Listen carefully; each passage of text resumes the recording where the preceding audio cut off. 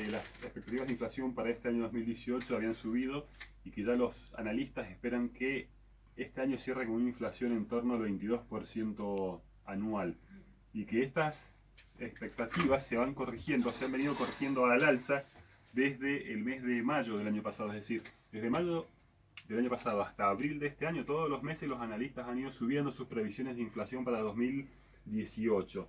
Y hoy la inflación, bueno, como decíamos hace un momento, se espera que sea 22% y la inflación esperada para los próximos 12 meses, es decir, si yo veo cuál va a ser la inflación de mayo a mayo que viene, va a ser, o se calcula, se estima que está en el 18% anual. Es decir, hay una pequeña baja, pero todavía sigue siendo alta y está costando bajarla. Y justamente este problema de la inflación está muy relacionado con lo que pasó la semana pasada, que es el tema del dólar. ¿Por qué pegó ese salto tan importante? Algo hablamos el sábado pasado y habíamos dicho que, por un lado, fue una combinación de mala suerte y malas políticas. Por el lado de la mala suerte tenemos el fortalecimiento de la economía de Estados Unidos, mala suerte para nosotros, ¿no? Y para el resto de economías emergentes. La economía de Estados Unidos está creciendo mucho, está generando mucho empleo y esto está trayendo presión sobre los precios en Estados Unidos. Es decir, hay riesgo de que se produzca inflación en Estados Unidos. Para evitar esto han subido la tasa de interés, justamente lo que hace el presidente del Banco Central acá, subir la tasa de interés para enfriar un poco la economía y que no haya traslado a precios y no se produzca inflación. Al subir la tasa de interés, ahora es mucho más rentable un bono de Estados Unidos que un bono de Argentina, de México, de Brasil o de Chile, por ejemplo. Entonces, los inversores que hicieron, los inversores en todos los países emergentes y también incluido en Rusia, Turquía, vendieron sus bonos de moneda local de los países domésticos y salieron corriendo a comprar bonos en dólares. ¿Por qué? Porque es mucho más atractivo, mucho más rentable tener un bono en dólares hoy que uno de un país emergente.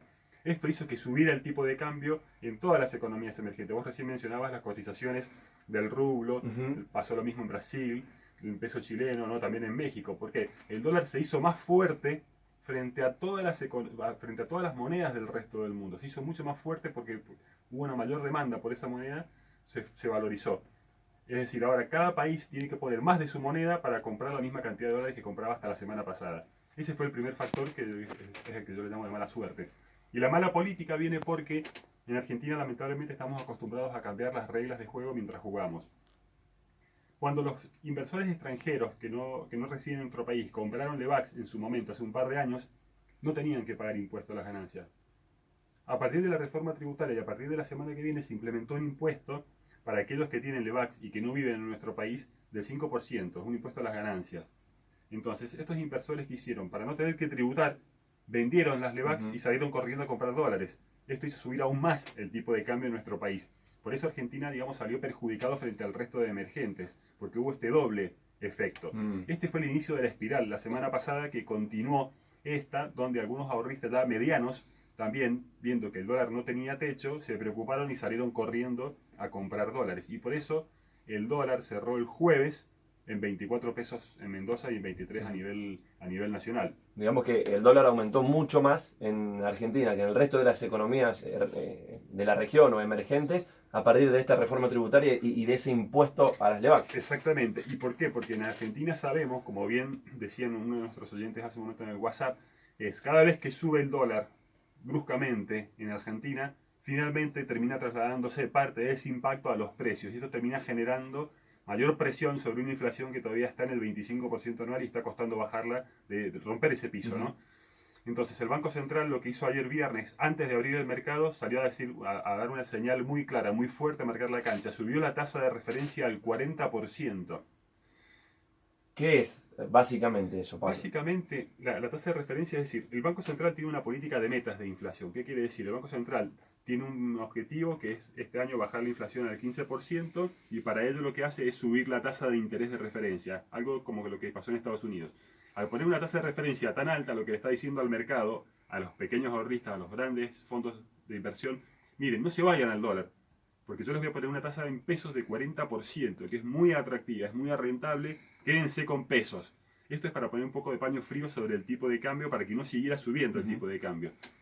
¿Cuál es el problema? Cuando vos subís la tasa de referencia, al llamarse tasa de referencia, debe decir que esto va a arrastrar a todas las tasas, tanto para los que quieren depositar como para los que quieren pedir. Es decir, el que mete un plazo fijo y el que pide un préstamo. Exactamente, si yo la semana que viene voy a armar un plazo fijo, lo armo con mi computadora, con mi teléfono portátil, con mi computadora portátil, con mi teléfono móvil, me van a dar una tasa mucho más alta de la que me daban la semana pasada, que era el 21-22% para 12 meses. Va a ser mucho más alta. Ahora, si yo soy una pyme que quiero ir a comprar una maquinaria y para ello tengo que pedir un crédito, me va a salir mucho más caro ese crédito. Si yo soy una familia que estoy muy endeudado con mi tarjeta de crédito y tengo que pagar, o pago el mínimo, porque no puedo pagar la cuota, la financiación de eso que no pagué, o por la penalización por haber pagado solamente el mínimo, del 70% actual que estoy pagando de interés por esa financiación, se va a ir mucho más arriba.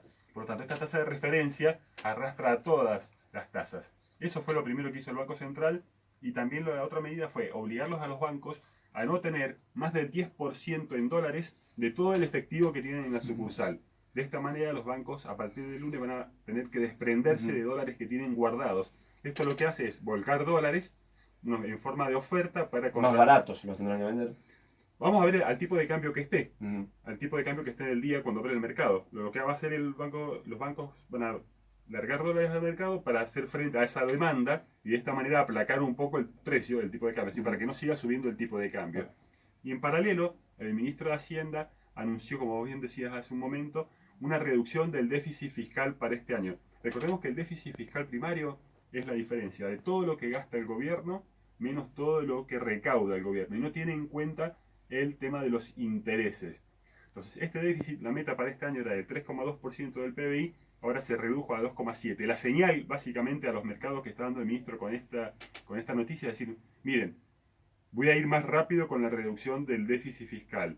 ¿Cómo? Voy a bajar más rápido el gasto público, no voy a ser tan gradualista. ¿Y dónde está el recorte? Bueno, como decía Marcelo de Luján hace un momento, va a reducir el tema de la obra pública, va a seguir reduciendo el tema de los subsidios a las tarifas públicas, por eso esa batalla que hay en el Congreso con la oposición de no retrotraer las tarifas a enero, porque esto incrementaría incluso más el déficit fiscal, y seguiríamos con la inflación del 25%. Claro. Creo yo que puede llegar a existir un costo político en esto de la reducción de la obra pública, pensando en que cada vez falta menos para las elecciones, lógicamente del año próximo, pero sabemos que por ahí la obra pública es la que en cualquier sistema político capta mayores votos que otra decisión. No, eso está claro. ¿Corre ese riesgo quizá el gobierno nacional? Sí, es un riesgo que va a tener que asumir, no sé si lo habrán contemplado o no. Lo ideal es que la economía crezca con dólares genuinos, con dólares de inversión o con dólares que vienen de las exportaciones, no con el consumo de las familias y no con obra pública, porque en definitiva el tema de la obra pública es pan para hoy, hambre para mañana, ¿no? Porque cuando se corta la obra pública se cae el empleo, se cae la producción, el consumo de cemento, etc. Por eso la obra pública es bueno como para arrancar el tren, para que el tren empiece a andar, pero luego para que el tren siga andando es fundamental el tema de las inversiones y los dólares que vienen de la exportación.